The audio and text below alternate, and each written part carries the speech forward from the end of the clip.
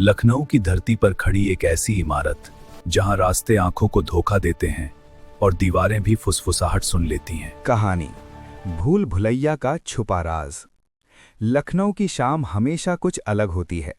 सूरज धीरे धीरे डूबता है और पुराने शहर की इमारतों पर सुनहरी रोशनी बिखर जाती है।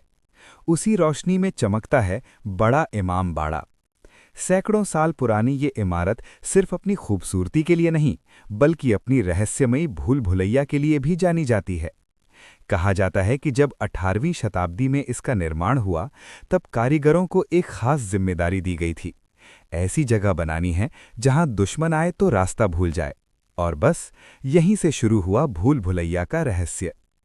ऊपर की मंजिलों में ऐसे रास्ते बनाए गए जो देखने में बिल्कुल एक जैसे लगते थे। कभी बाएं मुड़ो तो वही दीवार, कभी दाएं जाओ तो वैसा ही दरवाजा।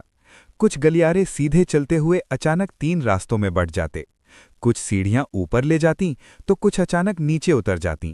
कहा जाता है कि अगर कोई व्यक्ति बिना मार्गदर्शक के अंदर चला जाए तो उसे बाहर निकलने में काफी समय लग सकता है।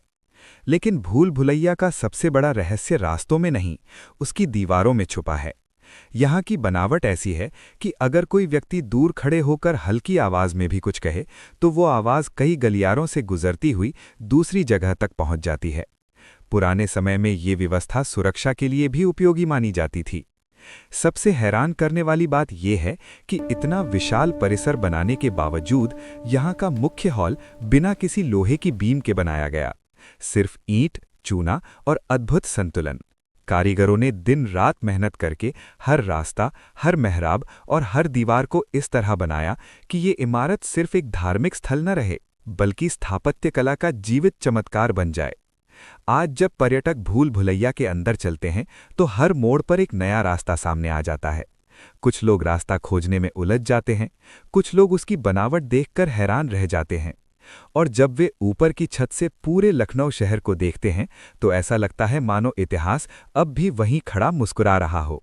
इसलिए कहा जाता है, लखनऊ की भूल भुलैया सिर्फ रास्तों का जाल नहीं है, ये उस दौर की बुद्धिमत्ता, कला और कल्पना का ऐसा नमूना है जिसे देखकर आज भी लोग दंग रह जाते हैं।